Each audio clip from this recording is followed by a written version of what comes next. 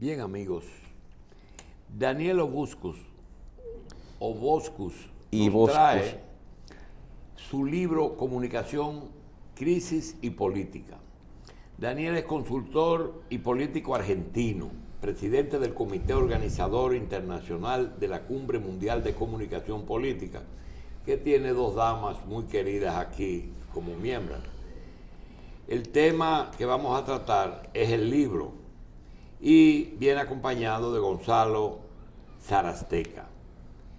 Nosotros vamos a pedirle, porque tenemos tiempo, a Daniel y a Gonzalo hablar antes del contenido del libro Comunicación, que está muy a propósito con la época, de que veamos si es posible que hablemos un poquito de la tendencia que hay en el orden internacional. ¿A qué me refiero?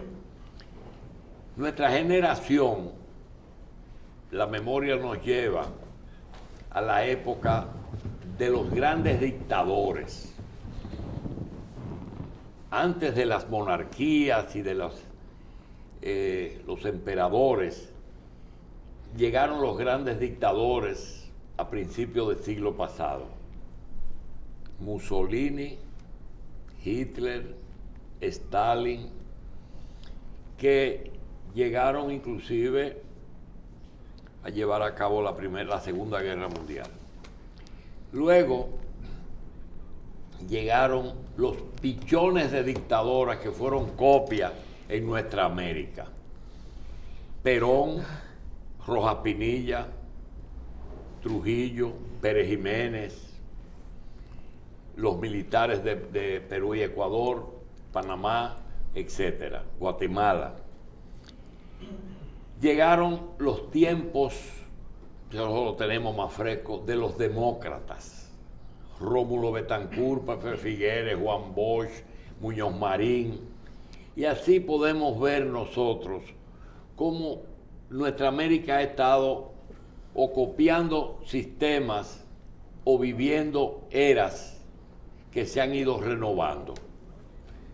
Luego vino una época de la socialdemocracia, el socialcristianismo, y ahí comenzó para mí a desarmarse todo, porque los partidos políticos comenzaron a tener problemas, que son problemas como hoy vive Venezuela. Yo quisiera que Daniel y Gonzalo, independientemente del libro, que está muy a propósito, porque el título solamente habla de crisis y hemos vivido en una crisis constante, que nos digan cuál es, a juicio de ellos, la tendencia de ahora. ¿A qué vamos? Porque si cogemos la agenda, corrupción, impunidad, esos son los nombres que tenemos a mano todo el tiempo. ¿Cuál es la tendencia, Daniel? Bueno, muy buenos días, Julio, gracias por la invitación. Creo que estamos frente a un cambio de época, ¿no? Un cambio de época en las formas, un cambio de época de fondo. La pandemia ha marcado un antes y un después en acelerar procesos. ¿Qué tipo de procesos? La sociedad es protagonista, la sociedad ya no hace más... Un momentico. Tú me lo vas a dividir a partir de la pandemia. No te vayas un poquito más atrás.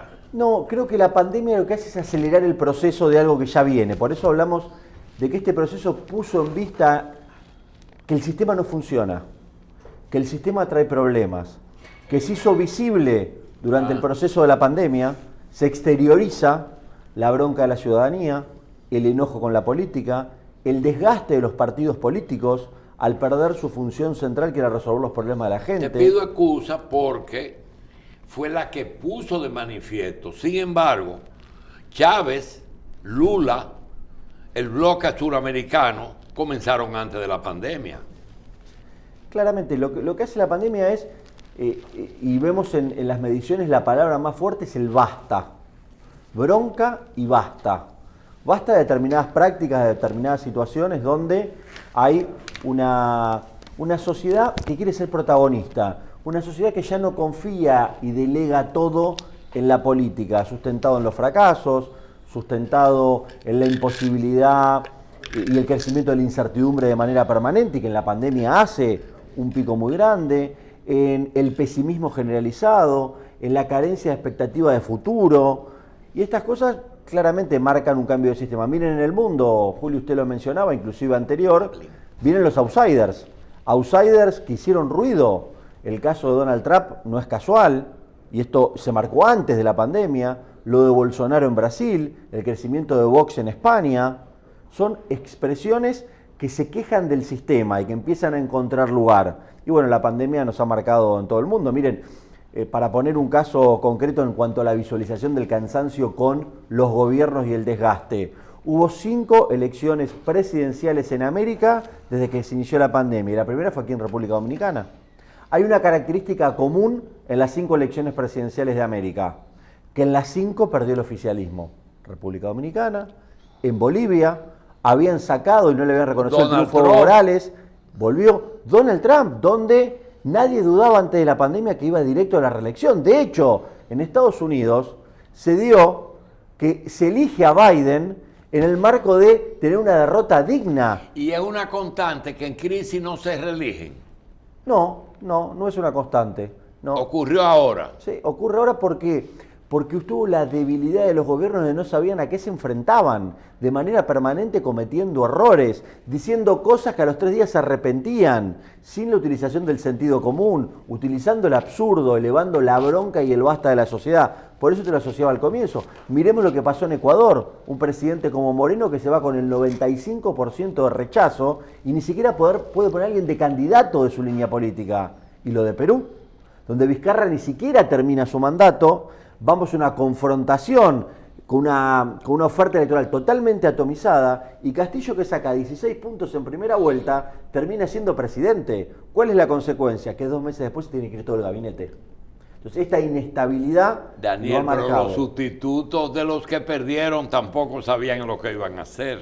No estaban preparados. Porque tú tienes el caso de Brasil y de Estados Unidos que no saben lo que van a hacer. Claro, pero ¿sabe Todavía por qué, Julio? hoy. ¿En qué se sustenta ese voto? Porque el voto ese se ha sustentado no en el amor o la aceptación de una propuesta política, sino en el odio y la bronca a los que están.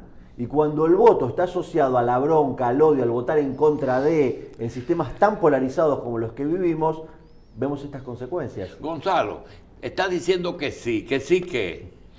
No, que estoy de acuerdo que la bronca pública está en cuarentena. ¿A qué voy con esto? Que los procesos que ya veíamos de marchas sociales, protestas sociales, descontento con la democracia, que habíamos visto en el 2019 en Chile, que habíamos visto en Ecuador, que habíamos visto en Perú, que habíamos visto en cierta medida en Argentina, la pandemia los guardó por una cuestión sanitaria, pero ahora empiezan a salir de nuevo, esa bronca pública empieza a salir de nuevo a la calle. Julio, para tener en cuenta el latinobarómetro y ponerle números a lo que recién exponía Daniel, el 49% de la sociedad latinoamericana no cree en la democracia. Más de la mitad no cree en la democracia. Las instituciones políticas más desprestigiadas en América Latina son los partidos políticos, el Congreso y la justicia. 3 ejes que se retroalimentaron en la cuarentena: desigualdad, corrupción y Estado fallido. Un Estado que se muestra incapaz para brindar servicios públicos de calidad, sea impuestos, sea obras, sea salud, sea educación pública. Me parece que esos 3 ejes muestran claramente por qué la región está en ebullición. Bien, Daniel, el libro nos trae la crisis que precedió la pandemia. Por ejemplo, en Venezuela los partidos políticos desaparecieron y dieron nacimiento al chavismo, etc.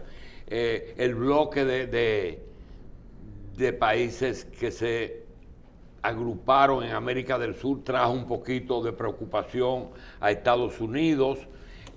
Las mismas multinacionales, lo de Odebrecht fue producto de confrontación y competencia, básicamente. Ahora, ¿el libro qué trae? ¿Esa crisis o algo después de la pandemia? El libro trae la mirada y editamos 20 expresiones de consultores políticos que tienen sustento académico, pero que han participado en procesos electorales y en gobierno, que uno podría decirte que la conclusión en la actualidad es que uno ya debe estar preparado para vivir en crisis permanente, por cómo está la sociedad, por cómo hay ineficiencia desde lo público. Entonces, lo que tratamos de buscar y retratar en este libro son experiencias reales y concretas con sustento académico, pero que hayan tenido práctica territorial. Crisis permanente. ¿Tú prevés que por mucho tiempo la vamos a tener permanente? No tengo ninguna duda que vamos hacia procesos de crisis. No regionales, sino mundiales permanentes. Sí, claramente, claramente. Y ahora vamos a una... fíjense que ya la pandemia pareciera que está en retirada, pero lo que viene es una gran crisis económica. Sí, pero que la pandemia es salud, pero produjo entonces la económica, la social, la laboral y la política, ¿verdad? Y la crisis del encierro. Y hay algo más grave todavía que ha pasado en la pandemia y que nos ha dado en todas las últimas investigaciones, que es, hablábamos al comienzo de incertidumbre, después pasamos a estados de pesimismo, la gente creía que iba a estar peor, no llegaba la vacuna, estaban todos encerrados, las restricciones, sin pérdida de empleo, y llegamos a una etapa que es lo peor que nos puede pasar, que es la etapa de cancelación de futuro. Cuando el ser humano cree que no tiene futuro, que no tiene expectativa, que no ve un camino, que no hay un liderazgo fuerte que marque caminos hacia dónde debe conducir a la sociedad para poder estar mejor, esta es una etapa muy complicada. ¿Y a qué tú prevés que ha llevado a esa incertidumbre de futuro? Bueno, en primer lugar, a que los que gobiernan no sabían lo que estaba pasando, el mundo no sabía lo que pasaba. Vos no sabías si te tenías que vacunar, si era buena o no era buena. Y eso no ha traído algo que hemos visto aquí, que es el sálvese quien pueda. Cada quien ha hecho su propia agenda. Y el individualismo. Exacto. Ha resaltado las condiciones individuales sobre lo colectivo. Y eso está íntimamente relacionado con lo que tú mencionas, Julio, que es el sálvese quien pueda. Y como político, como asesor de políticos, ¿ustedes qué les recomiendan a la clase política para que no desaparezca? ¿Va a haber una dilución total del sistema o ellos tienen que recomponerse? Van a surgir liderazgos. El primero que necesita ahora mismo asesoría son los que están gobernando. El primer tema es que tenemos que dejar de hablar de gobernantes y candidatos para hablar de líderes que abracen causas, que representen a la sociedad, que sean auténticos, que sean transparentes, que generen empatía, que entiendan que la prioridad no es los problemas de los partidos políticos, sino los problemas de la sociedad, de la gente en primer lugar. El primer metro cuadrado de lo que le pasa todos los días a la gente, lo simple. No hablemos de las grandes políticas nacionales, sino no puedo ir al trabajo, tengo problemas de salud, se me está complicando la vida cotidiana, no llego con lo básico indispensable. Debemos poder entender cuáles son esas prioridades. Si no entendemos eso, no hay gobierno ni candidato que sea necesario para la sociedad en tiempos actuales. Señor Igostus, tenemos como consultor, es muy oportuno tenerle aquí, para preguntarle acerca de algo que muchas veces se ve como políticamente incorrecto, es decir, la sinceridad de un político, de un mandatario o de un candidato. Entonces, en las circunstancias así que usted describe de una pandemia, incertidumbre, cancelación de futuro, ¿qué papel positivo o negativo puede representar para un personaje político decir la verdad? Es decir, aunque vaya en detrimento de su imagen y de sus posibilidades. Hay que decir la verdad. Si uno dice la verdad, tiene vida para adelante. Cuando uno vive en la mentira permanente, va cerrándose su camino. Claramente hay a veces que hay declaraciones que uno escucha y que pareciera que son sincericidios, digamos, ¿no? Más que decir la verdad. Sincericidios. Pero es con la verdad, es con la verdad. Sí, sí. Pero, por ejemplo, la verdad, incluso, por ejemplo, ya no solamente en una campaña, sino durante un gobierno de una gente que esté presentando que las cosas están mejor de como realmente la gente percibe que están. Cuando uno exagera las expectativas, cuando viene la caída es más fuerte aún. Las expectativas deben administrarse. Lo que debe hacer un gobierno con la sociedad es administración de expectativas. Lo vimos muy claro en estos tiempos, que estábamos en encierro, que uno no sabía si iba a finalizar el toque de queda en una semana o en 10 años. Entonces uno tiene que saber, cuando gobierna, la administración de expectativas con visión de futuro, abrazando las causas que afectan, golpean a la sociedad. Y esa administración tiene que ver con las verdades, tiene que ver, sobre todo cuando tiene la responsabilidad de gobernar, de poder administrar expectativas. Hay algo, no sé cuál de los dos puede contestar con más propiedad. Decía Daniel que 5 gobiernos habían perdido estando en el poder porque no sabían qué hacer. Y yo lo he dicho aquí más de una vez, que hay también otro problema, y es que no tienen tiempo para desde el poder hacer lo que tradicionalmente se hacía, demagogia con recursos del Estado. No tenían recursos del Estado, por tanto, tuvieron que tomar medidas que no eran populares. La pregunta es la siguiente: independientemente de que perdieron porque no sabían o porque no podían usar los recursos, ¿qué experiencia tienen ustedes de que los gobiernos, cuando van por una coalición de partidos, de sectores diferentes, tan pronto llegan al poder, hay crisis siempre, o en alguna experiencia de ustedes se han mantenido unidos? A ver, Julio, es muy buena la pregunta. En el siglo XXI es más importante, el poder viene más por la velocidad que por la fuerza. ¿A qué voy con esto? Que tenemos una ciudadanía, recién Daniel lo marcaba, que está a un dedo de llegar a una película, a comprarse unos zapatos, pero no está a un dedo y no entiende esa ciudadanía por qué esa velocidad que tiene en adquirir productos no tiene la velocidad de la política para solucionar sus problemas. Eso es lo que genera ansiedad social, eso es lo que genera bronca pública. ¿Por qué todo es rápido y las políticas públicas no son rápidas? ¿A qué voy con eso? Que esto que usted marca bien de la coalición, eso también es sumar un proceso de deliberación, de discusión entre las fuerzas políticas que también retrasan las políticas públicas, también retrasan las soluciones. ¿Ganamos en pluralidad, en representación? Sí, cuando tenemos muchas fuerzas políticas, ganamos en representación, pero también se ralentizan los procesos. En este proceso, termino yo, ahora yo viene, a los asesores políticos, a los que trabajan en el trabajo de ustedes, ¿también se le agotó el discurso en esta época? No, creo que hay algunos que han encontrado el camino de entender qué le pasa, como en todas las profesiones y en todos los lugares.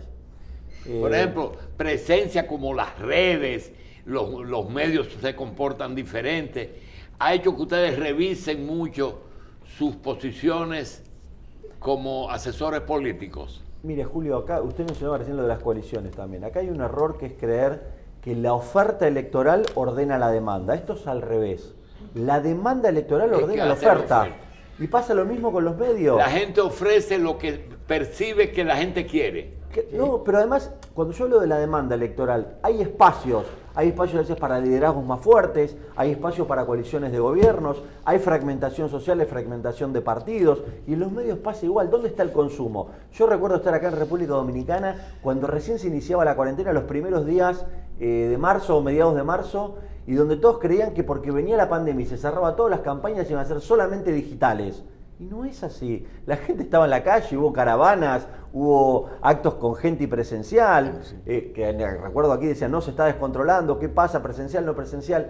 La sociedad consume y es la construcción de un sistema de comunicación, no es las redes o los medios, son complementarios, no es los periodistas o los influencers, es complementario una campaña electoral, los medios, lo digital y lo territorial, no es uno o el otro. A veces hay mayor peso o menor peso de alguno, pero el que logra entender que hay que construir un sistema de comunicación, porque donde hay público nosotros le tenemos que hablar, empieza a entender que es más fácil. Después vemos qué hacemos en cada lugar, en cada medio, en cada tipo de red social, pero ni las redes vinieron a reemplazar a los medios, ni los influencers a los periodistas.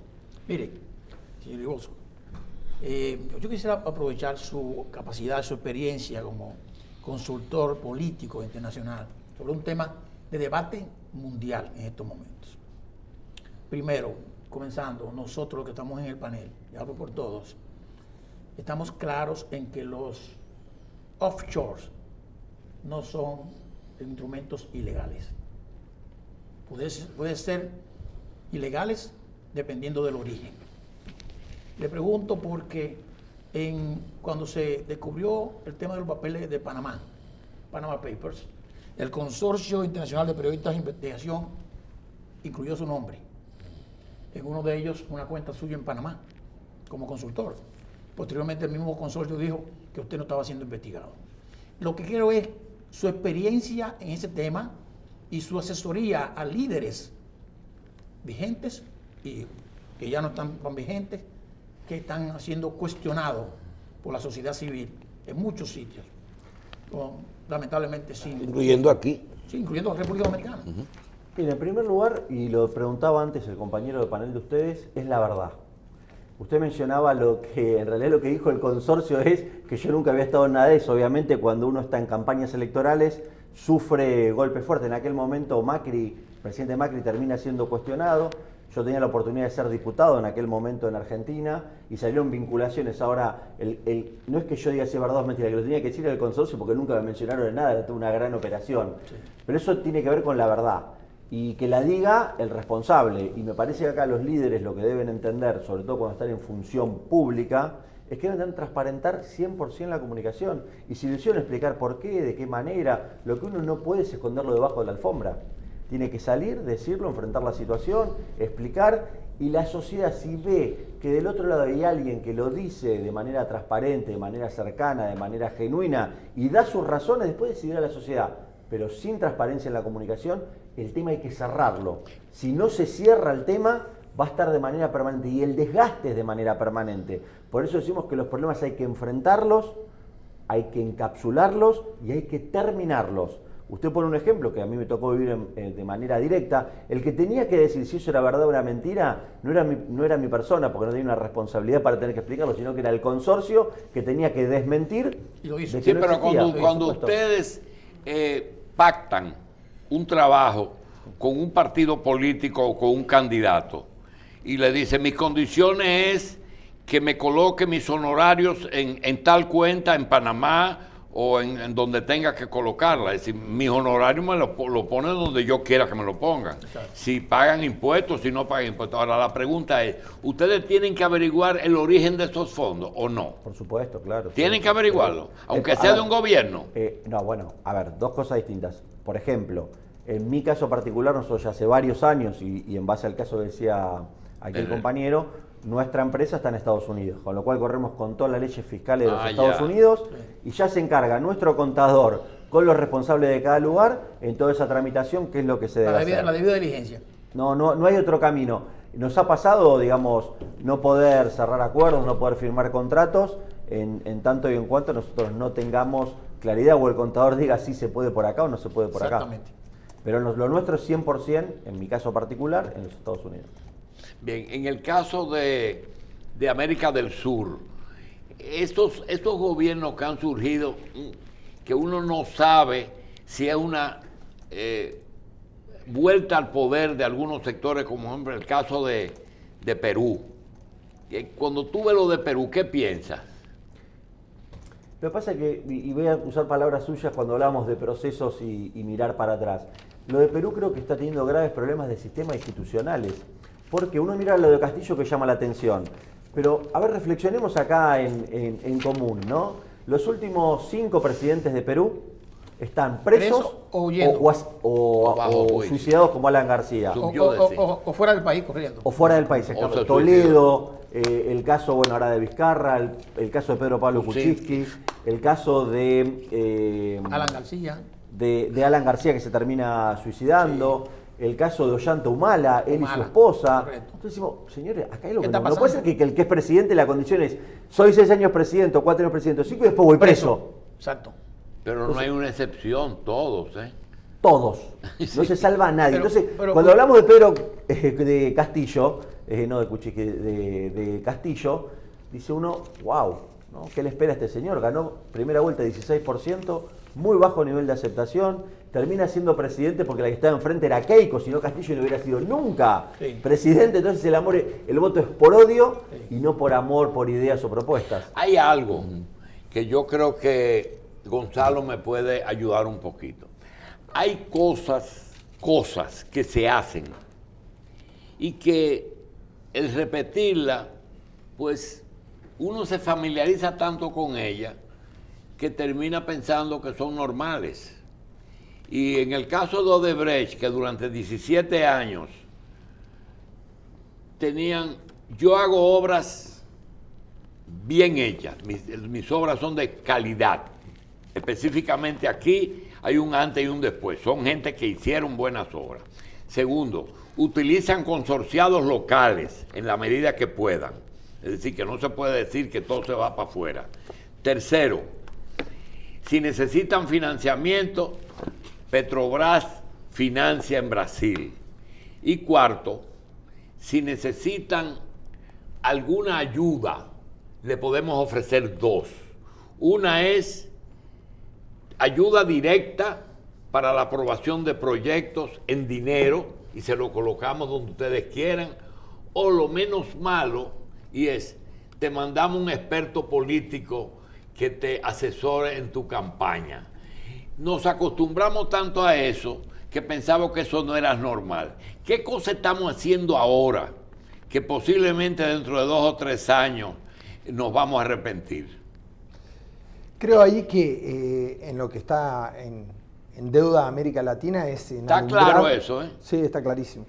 Está en alumbrar todo lo que son los mecanismos de financiación de la política. Me parece que eso todavía América Latina lo tiene en las sombras, y vuelvo a las contradicciones entre las élites y la sociedad. La sociedad hoy ve todo.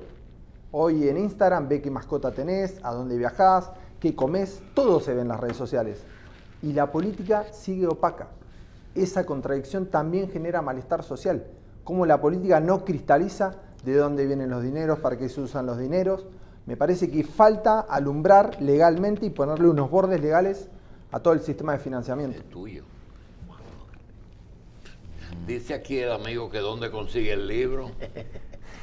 Hoy en la tarde en la UAS, a las 18 horas, haremos la presentación oficial, haremos ahí una conferencia, hablaremos con varios amigos. A las 6 de la A las tarde. 6 de la tarde en la Universidad Autónoma. Autónoma, sí. Ahí estaremos poniendo en circulación y después ya también se puede descargar en formato digital en www.cumbre.online. Ahí tenemos una biblioteca de comunicación política donde en la plataforma también ya está la descarga de libros y se encuentra ese libro En específicamente. el año 82-86, el Partido Reformista, un partido muy conservador, a través de su candidato Jacinto Peinado a vicepresidente, primero a senador y después a vicepresidente, nos trajo la primera vez un asesor político extranjero. Y eso trajo comentarios. Nosotros que tenemos ya 30 y pico de años, fuimos de los que dice, caramba, pero el señor Zune, nunca se me olvida el apellido, ¿qué conocimiento tiene de la cultura política local. de nosotros? ¿Cómo puede venir ese hombre de ser un candidato fuera de que se vista de tal forma, de que se qué bueno tiene alguien que no esté contaminado con el diario vivir de un país y que aporte algo positivo y real? Es decir, el asesor extranjero, ¿qué tiene de bueno? Mire, Julio, es muy interesante su pregunta porque estos debates se dan no en República Dominicana, se dan en todo el mundo. El primero y principal tiene que ver, como usted bien decía, de no estar contaminado ni tener intereses secundarios, que el único interés, si fuera una campaña electoral, es ganar la elección. Sí. No quiere ser ministro, no quiere ser senador, no quiere una posición, no quiere entrar al gobierno. Su único objetivo es ganar una elección. El segundo punto es que permite una visión global, pero no sustentada en una posición de gurú o de todólogo, sino en la investigación. Lo que nosotros hacemos es investigar qué tienen, en este caso, por ejemplo, los dominicanos en la cabeza, en el iceberg, ¿no? Esa figura del iceberg, que no miro lo de arriba, sino lo profundo, lo que le pasa, lo que siente, lo que genera bronca, las personalidades, dónde hay espacio para crecer electoralmente con votos, dónde podemos ir a buscarlos, a quiénes podemos interpelar, qué oferta electoral debemos achicar para sumar dentro de nuestro espacio político si fuera una coalición política, pero sin intereses secundarios, de manera profesional. Es decir, que hay un estudio previo, es decir, no es verdad que ustedes son ciegos. No, el estudio cualitativo, mire, le pongo un ejemplo, si a nosotros, o en mi caso particular, alguien nos contrata para el desarrollo de una estrategia política para ganar una elección, sin una investigación de focus group, sin un estudio semiótico y sin un mapa mental, no podemos trabajar. Vamos a darle una consulta gratis, totalmente gratis, al gobierno dominicano. No le vamos a cobrar.